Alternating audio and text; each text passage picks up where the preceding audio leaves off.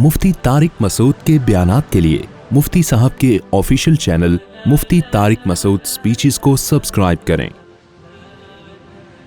तो नबी सल्लल्लाहु अलैहि वसल्लम ने फरमाया, उस यहूदी आलिम को देखकर, उसकी तोन क्या थी? निकली हुई थी नाजायज़ खाने की वजह से। नाजायज़ आदमी ज़्यादा ही खाता है, नाजायज़ थोड़ा नहीं खाता। तो एक पेट वो है जो कुदरती तौर पर है, और एक वो है जो खा खा के निकला हो। एक ने पोस्ट बड़ी अच्छी चलाई जिसका मैं तज़किरा कर रहा था कि हम ये तो देखते हैं कि दाढ़ी का साइज़ सुन्नत के मुताबिक क्या होना चाहिए, ये भी देखना चाहिए कि पेट का साइज़ सुन्नत के मुताबिक, बोलो क्या, खूब समझ लो। जैसे दाढ़ी का एक साइज़ है ना, इस्लाम में पेट का भी क्या है, साइज़ है। उस साइज से आप उस पेट को बढ़ा, यहूदी ने बढ़ा लिया था ना। हमारे नबी के पास कुछ लोग आए, किसरा के एलची, उनके चेहरे पे दाढ़ियां नहीं थी। आपने नफरत से अपने चेहरे को फेर लिया और कहा तुम तबाह हो जाओ, तुम्हें ऐसी सूरत बनाने का किसने हुक्म दिया? दाढ़ी नहीं थी ना। और ये जो यहूदी आलिम था, इसका पेट क्या था? खा खा के, ये ज़हन में रखो, खा खा के पेट निकला हुआ था। तो आपने इसको भी बुरे अलकाब से याद किया, इसको भी तंबीह किया आप सल्लल्लाहु अलैहि वसल्लम। तो सिर्फ दाढ़ी में ये नहीं देखना कि सुन्नत के मुताबिक है या नहीं है, पेट में भी ये देखना है कि सुन्नत के मुताबिक है या नहीं है। सही है बुखारी की हदीस, नबी सल्लल्लाहु अलैहि वसल्लम ने फरमाया कि सबसे बेहतर ज़माना मेरा ज़माना, फिर वो जो उसके बाद, फिर बुराई फैलना शुरू हो जाएगी। यानी सहाबा, ताबीईन, तबा ताबीईन, ये सबसे बेहतरीन ज़माना है। उसके बाद बुराई फैलना शुरू हो जाएगी। फिर क्या होगा? उस बुराई में झूठ फैलेगा, और क्या, यकसुरुस्सुमुन, मोटापा फैलेगा। यानी मोटापे को भी आपने किस में शुमार किया है? बोलो ना यार, बुराई में। क्यों? दुनिया की हवस बढ़ेगी, खाने का शौक बढ़ेगा। ज़रूरत 4 खजूरों से पूरी हो रही है, खा पूरे पूरे डब्बे राय। शादियों में देखो ना आप, शादियों में जो हालत होती है, खाना जब खुलता है ना, जैसे रेसलिंग का मुकाबला नहीं होता, मुकाबला जो हमने मंजर देखा है, आपके अलावा की बात कर रहा हूँ, आप लोग नहीं ऐसे होते होंगे, ऐसे मंजर होता है जैसे अभी एक वो यूट्यूब पे वीडियो भी आई थी, तंबू गिर गया, आप देगे उलट गई। इज्जतदार आदमी क्या करेगा भाई? इज्जत के साथ खाओ, बैठा रहेगा, कहेगा जब रश कम होगा तो मैं उठ के चला जाऊंगा। लेकिन कौन बर्दाश्त करेगा? इसमें 2 खतरे होते हैं रश कम होने में, पता नहीं खत्म ना हो जाए। एक खतरा ये, खत्म हो गया तो क्या करेंगे। दूसरा खतरा ये होता है कि बोटियां मार्केट से शार्ट। तीसरा, चलो अगर बोटियां शार्ट नहीं भी हुई तो अच्छी अच्छी बोटियां शार्ट हो जाएंगी मार्केट से, मेरे हिस्से में खराब माल आएगा। तो ये खतरात होते हैं। तो इज्जतदार आदमी क्या कहता है? भाई इज्जत के साथ धोने वाले बगैर बोटियों के, ठीक है ना, वो बेइज्जती के दसने वालों से बेहतर। फिर एक और गड़बड़ क्या होती है? ये सब हवस है, हवस। फिर एक और गड़बड़ क्या होती है? जो पहले भाग के कामयाब हो गया ना बिरयानी तक पहुंचने में, सबको धकेल के पहुंच गया, वो जीत गया मैच, वो उसको पता है कि मैं इतना नहीं खा सकता, लेकिन प्लेट में भर भर के निकालेगा और सारी बोटियां उंडेल देगा उसके ऊपर। क्यों? उसको ये खतरा है कि अगर मैंने थोड़ा निकाला तो हो सकता है अगले चक्कर में कुछ ना मिले। जबकि आज तक ऐसा कभी हुआ नहीं है इसके साथ, तजर्बे बता रहे हैं कि ऐसा हुआ नहीं है, लेकिन फिर भी डर होगा, एक लाशऊर में खौफ, कैसा ना हो कि खत्म हो जाए। और बोटियां भी भर लेगा इतनी ना, कैसा ना हो अगले चक्कर में गोश्त ही ना मिले। भाई ये बहुत बुरी हरकत है, काइंडली ये इंसानों पे सूट नहीं कर। आराम से बैठे रहो। जहां इतनी देर भूख, देखो इस्लाम अगर कोई हुक्म देता है ना, उसमें सेहत का कभी नुकसान नहीं होता। इस्लाम में खाना सुन्नत है या भूखा रहना सुन्नत है? मुझे ये बता दो। کوئی ایک حدیث بتاؤ جس میں نبی نے فرمایا جو پیٹ بھر کے خوب رج کے کھاتا ہے وہ جنت الفردوس میں بغیر حساب کتاب کے جائے گا. کوئی ایک حدیث ہے ایسی؟ بھوکا رہنے کے فضائل ہیں. نبی نے فرمایا میں چاہتا ہوں ایک وقت کھانے کو ملے تو اللہ کا شکر ادا کروں, ایک وقت بھوکا رہوں تو صبر کا ثواب لوں. صابرین اور شاکرین دونوں جنت میں جائیں گے نا, تو کبھی صبر کبھی کیا ہے شکر. ہمارے نبی کے ساتھ تو ایسا ہی ہوتا تھا, کبھی بھوک سے ہیں. اچھا ڈاکٹروں نے بہت ڈرا دیا ہے بھوکا رہنے سے, ایکچولی آپ کے نا یہ کم ہوتا ہے, یہ والے ٹوپی ڈرامہ ہے, کچھ بھی کم نہیں ہوتا بھوکا رہنے سے. کھانا بہت ضروری ہے ایکچولی, یہ ٹوپی ڈرامہ. صحابہ ایسے حالات بھی آئے ہیں صحابہ پر کہ 24 گھنٹے میں ایک کھجور, جنگیں لڑی ہیں, روم اور فارس کی سلطنتوں کو الٹا دیا انہوں نے. ہر وقت کچھ نہ کچھ ایکچولی پیٹ میں ہونا. ہم بچپن میں ڈاکٹروں سے بہت سنتے تھے تھوڑا تھوڑا کھائیں, پیٹ خالی نہیں رہنا چاہیے. خالی نہیں بھائی, کچھ السر کا مریض ہوگا تو پیٹ خالی ہونے سے نقصان ہوتا ہے, نارمل آدمی کا پیٹ خالی ہونے سے کوئی نقصان بولو نہیں ہو, کچھ بھی نہیں ہوتا. نہ مرے گا نہ کمزور ہوگا. جب آپ کھائیں گے نا وہ ریکوری خود بخود ہو جاتی ہے. ہاں پیٹ خالی رہنے سے جب نقصان ہوتا ہے جب قیامت تک خالی رہے کبھی کچھ جائے نہیں اس میں, پھر تو مرے گا ظاہر ہے, خوراک تو چاہیے. لیکن ایسا نہیں ہے جیسا بتایا جا رہا ہے. اگر بھوکا رہنے سے صحت کو نقصان ہوتا تو اسلام میں کھانے کے فضائل ہوتے, بھوکے رہنے کے فضائل نہیں ہوتے. رمضان کے روزے نہ ہوتے اسلام میں, پیر جمعرات کا روزہ نہ ہوتا, ایام 20 کے روزے نہ ہوتے. پھر ہمارے نبی صلی اللہ علیہ وسلم کی عادت کیا تھی؟ رمضان کے تو رکھتے تھے آپ صلی اللہ علیہ وسلم, آپ پیر جمعرات کا بھی رکھتے, آپ مہینے میں 3 ایام 20 کے بھی رکھتے, اور اس کے علاوہ بھی کبھی رکھتے. تو حضرت عائشہ فرماتی ہیں ایسے پے در پے نفلی روزے رکھنا شروع کرتے کہ ہمیں لگتا کہ اب کبھی ناغا ہی نہیں ہوگا, ہمیشہ رکھیں گے روزے. پھر چھوڑنا شروع کرتے تو ایسا لگتا کہ کبھی اب رکھیں گے ہی نہیں. یہ بھی ایک معمول ہے, کنٹینیو رکھنا شروع کرتے پھر کنٹینیو چھوڑنا شروع کرتے. کھانے کا کہیں بھی یہاں تذکرہ کہیں ہے کہ کھانا شروع کرتے تو کھاتے ہی, ایسا کہیں بھی نہیں ہے. جتنے پیغمبروں نے کھایا ہے نا شدید بھوک میں کھایا ہے. حضرت موسیٰ علیہ السلام اور خضر علیہ السلام کا واقعہ قرآن میں, اللہ نے حضرت موسیٰ کو خضر علیہ السلام کے پاس بھیجا. حضرت موسیٰ اپنے خادم کو لے کے سفر پہ گئے ہیں, بہت لمبا سفر. تو قرآن کے الفاظ آتینا غداءنا لقد لقینا من سفرنا ھذا نصبا. جب شدید تھک کے چور ہو گئے تو اپنے خادم سے کہا لے آ کھانا. کیا لیا؟ کھانا لے آ, ہم بہت شدید تھک گئے ہیں. اتنی تھکاوٹ اور بھوک کے بعد جا کے خادم سے کہہ رہے ہیں کیا لے آ بھائی؟ کھانا لے آ. تو خادم نے کہا کہ جو مچھلی آپ نے کھانے کے لیے رکھی تھی, اللہ نے کہا تھا کہ ایک علامت بتائی تھی نا کہ جس جگہ وہ مچھلی زندہ ہو کے پانی میں چلی جائے تو وہی جگہ ہے خضر علیہ السلام کی, تو وہ تو پیچھے ہے, میں تو بھول ہی گیا تھا. پھر واپس چلے ہیں اسی بھوک کی حالت میں. تو حضرت موسیٰ کو کوئی نقصان ہوا؟ اتنے زبردست پاورفل پیغمبر تھے موسیٰ علیہ السلام. ہمارے نبی نے کتنی بھوک برداشت کی, صحابہ نے کتنی بھوک برداشت کی, پھر بھی کتنی شادیاں کی ہیں, 4 شادیاں. آج صبح و شام پراٹھے بھی پھوڑ رہا ہے, نہاریاں بھی پھوڑ رہا ہے, حلوے مانڈے بھی کھا رہا ہے, مٹھائی کے پورے ڈبے کھا رہا ہے. لیکن جب ٹیسٹ کرواتا ہے نا تو کبھی آئرن کی کمی آ رہی ہے, کبھی جناب وہ اس کی سلفر, وہ اس کی وہ کیا ہے یار, بہرحال بہت ساری چیزوں کی کمی آ رہی ہے. پورا صحیح پاکستان میں کوئی بھی بولو, کیلشیم کی کمی آ رہی ہے, مختلف قسم کے وائٹامنس کی کمی آ رہی ہے. ڈاکٹر پھر کھلوا رہے ہوتے ہیں کہ یہ کھائیں آپ, یہ کھائیں, وہ بھی کہہ رہے ہیں کھائیں, مزید کیا کریں. وہ ایک آدمی حکیم کے پاس گیا, حکیم سے کہنے لگا بدہضمی ہو رہی ہے, بہت کھا لیا. حکیم نے کہا یہ 2 گولی کھا لے ہاضمے کی. اس نے کہا اس کی جگہ ہوتی تو اور نہ کھا لیتا میں اسی وجہ سے تو بدہضمی ہو رہی ہے کہ جگہ نہیں چھوڑی.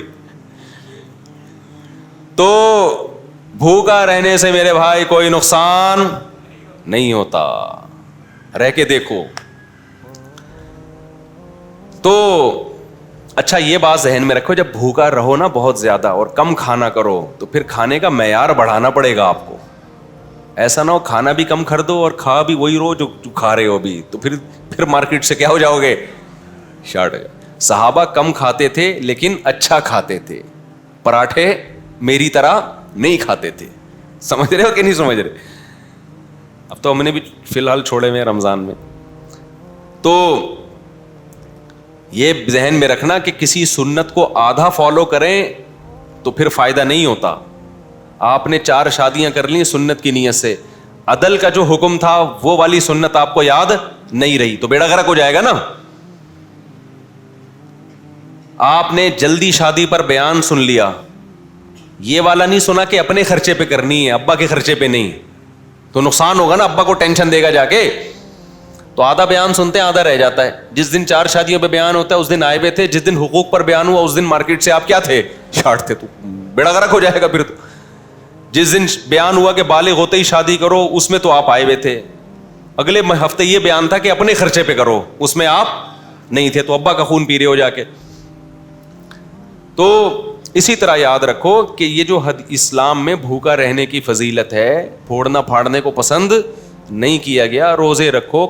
حضرت داؤد علیہ السلام کا روزہ دیکھو, حدیث میں آتا ہے بہترین روزہ داؤد علیہ السلام کا تھا, 1 دن روزہ 1 دن ناغا. ساری زندگی داؤد علیہ السلام نے یہ کیا ہے.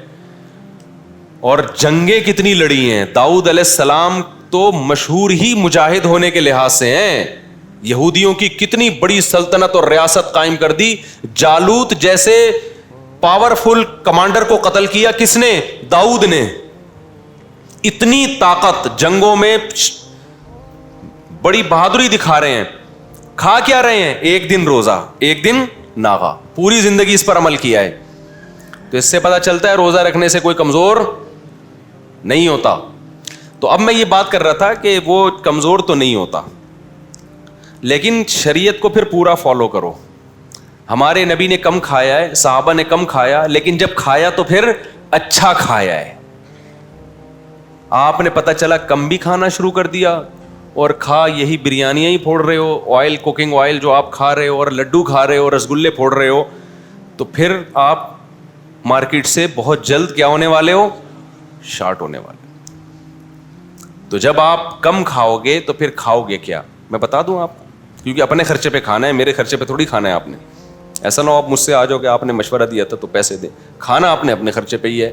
تو پھر زیتون کھاؤ. قرآن میں کس کی تعریف ہے؟ زیتون کی. انار کھاؤ, نبی نے فرمایا ہر انار میں 1 دانہ ایسا ہوتا ہے جو جنت کا ہے. کیا مطلب؟ ترغیب دی جا رہی ہے پورا انار کھاؤ, چھوڑو نہیں, ہو سکتا ہے وہ دانہ جنت سے آیا ہو, برکت ہے اس میں. اور انجیر کی قرآن نے تعریف کی ہے, والتین والزیتون, زیتون کی قسم, انجیر کی قسم. زیتون کبھی پکا کے نہیں کھانا ہے, سمجھ آ رہی بات, کچا کھانا ہے. اور میرے بھائی نبی نے اونٹ کا گوشت کھایا ہے, نبی نے بکرے کا شانہ کھایا ہے, جو بکرے کا گوشت آپ کو بہت پسند تھا, جو دستی کا گوشت جسے کہا جاتا ہے, آگے والا حصہ جو ہوتا ہے نا, اس کا گوشت آپ صلی اللہ علیہ وسلم کو بہت زیادہ پسند تھا. باب ما جاء فی نحش اللحم نحشا, ترمذی میں حدیث ہے اس بارے میں, باپ کے گوشت کو دانتوں سے نوچ کے کھاؤ. کیونکہ ہمارے نبی کیا کر رہے تھے, کبھی آپ نے چھری سے بھی کاٹ کے کھایا اور کبھی آپ نے ڈائریکٹ دانت سے بھی. تو صحابہ نے اس کو بھی بیان کیا اور محدثین نے باب باندھ دیا. سمجھتے ہو کہ نہیں سمجھتے؟ تو یہ چیزیں ہمارے پیغمبر نے کھائی ہیں. جو کی روٹی کھائی ہے, ہم بغیر چھنا سفید آٹا پھوڑتے ہیں, کھاتے باتے تو ہیں ہی نہیں نا.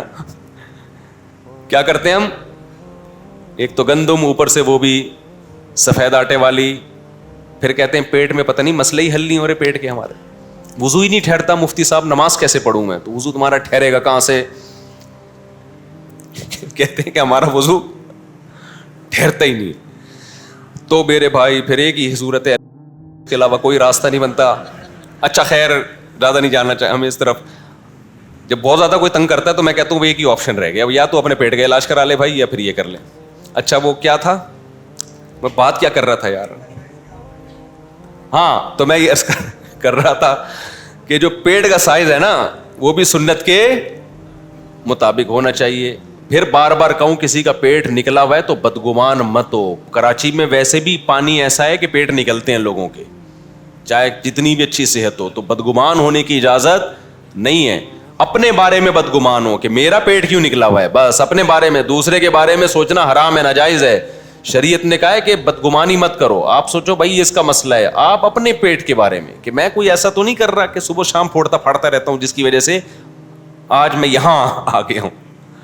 اچھا بھائی, تو میں یس کر رہا تھا کہ جو پتلا ہوتا ہے نا وہ مشکل ذرا نکل لیتا ہے, تو میں یہ عرض کر رہا تھا اصل میں سریے کی مثال دے رہا تھا. تو سریا والا آپ کو یہ نہیں بتائے گا کہ ابے تیری عمر کتنی ہے اور تو مجھ سے اتنا ٹن سریا کیوں خرید رہا ہے, وہ یہ باتیں نہیں کرے. یہ باتیں پیغمبروں کی ہیں اور پیغمبروں کے وارثوں کی ہیں. وہ بار بار بتاتے ہیں یہ دنیا مسافر خانہ ہے, رہنے کی جگہ نہیں ہے. اور 2 منٹ میں بس بات کو سمیٹ کے ختم کر رہا ہوں. اب میں جو اصل بات لے کے چلا تھا, سوال پیدا ہوتا ہے جب اس سے ہماری ضرورتیں پوری ہو رہی ہیں تو دنیا چھننے پہ غم تو ہوگا. تو بات یہ ہے, یہ آپ نے نہاری کے پیسے دیے, وہ کھانا ہی نہیں لے کے آ رہا, آپ کو ٹینشن ہوگی. یہ ٹینشن ہونا کیا ہے, یہ نیچرل ہے. پیسے دیے, وہ نہاری لے کر آیا, آپ نے طبیعت سے پھوڑا, ایک گریوی بھی چلتی ہے وہ بھی لے آیا, اس کے بعد مزید گریویاں مانگ رہے ہو آپ. وہ کہہ رہے کیا گریویاں ہی کھائے گا یہاں بیٹھ کے, اور اب آپ کو غصہ آ رہا ہے گریوی کیوں نہیں مل رہی, دماغ کی رگ پھڑک رہی ہے. اب یہ آپ کا بلڈ پریشر کیا ہے, ہائی ہے. یہ اس کا ہیڈک نہیں ہے, یہ آپ نے خود ٹینشن پالی ہوئی ہے. اب بھائی تو نے پیسے دے دیے, ایک گریوی بھی بنتی تھی وہ بھی, اب مزید گریویوں پہ گریویاں کیا ہوتا ہے یار. ایسے کنجوس میں نے دیکھے ہیں, گریوی سے شروع کرتے ہیں, وہ 10 آدمی پہنچ جائیں گے ایک پلیٹ منگوا کے گریویاں. تو یاد رکھو کچھ ہماری بنیادی ضرورتیں, 2 وقت روٹی مل جائے, یہ ہماری بنیادی, بولو نا, ضرورت. دنیا اتنی چھن جائے کہ روٹی سے بھی گئے, کھانے سے بھی گئے, پھر ٹینشن ہونا ٹھیک ہے, کیونکہ یہ پیٹ کی ضرورت ہے. سر چھپانے کے لیے جگہ جہاں ہم رات کو سکون کی نیند سو سکیں, مچھروں سے, گرمی سردی سے, بارش سے ہماری حفاظت ہو, یہ ہماری بنیادی ضرورت ہے. چاہے اپنا گھر ہو چاہے کرائے کا ہو, لیکن ایسی رات کو جگہ مل جائے, یہ ہماری بنیادی ضرورت. گھر ہی نہیں ہے, نہ کرائے کا نہ اپنا, ٹینشن ہونا ٹھیک ہے, یہ بنتا ہے بھائی. ظاہر ہے کہاں روڈ پہ تھوڑی سوئے گا, بیوی بچوں کے ساتھ کہاں سوئے گا. اکیلا کے لیے تو یہ بھی ضروری نہیں ہے, کلّا آدمی تو کہیں بھی سو جائے, لیکن جب بیوی بچوں کو بھی تو جگہ دینی ہے نا. اور تیسری بات, جسم کسی بڑی بیماری سے محفوظ, تکلیف دہ بیماری نہ ہو. آپ کو کوئی تکلیف دہ بیماری ہے, علاج کے پیسے نہیں ہیں, ٹینشن ہونا بنتا ہے. بس یہ 3 چیزیں ہیں آپ کی ضرورت. بچوں کی فیس, اسکول, کنوینس, یہ سب غریبیاں ہیں. مل جائے ٹھیک, نہیں ملے منہ سے نکل نہیں رہا یار, مل جائے ٹھیک ہے, نہیں ملے ٹینشن لینے کا نہیں ہے, یہ کوئی ضروری نہیں ہے. پیسہ اللہ دے رہا ہے تو بچوں کو اسکول بھی پڑھاؤ, نہیں دے رہا تو کوئی بات نہیں, ٹماٹر بیچیں گے یار, کیا ہے. ٹماٹر والے نہیں مرتے کیا, رکشے والے کیا جہنم میں جائیں گے.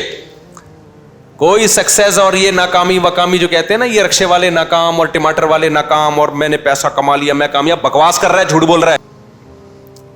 ابھی مرے گا, تیری لاش میں کم بخت کیڑے پڑیں گے. قارون نہیں بچا سکا اپنے آپ کو, تھوڑے دن کی کھیل ہے. تو لینڈ کروزر میں گھوم رہا ہے اور جہازوں میں اڑ رہا ہے, یہ تھوڑے دن کی کہانی ہے. ابھی جنازے آ جائے گا تھوڑے دنوں میں, یہی آئے گا ہمارے پاس ہی آئے گا جنازہ.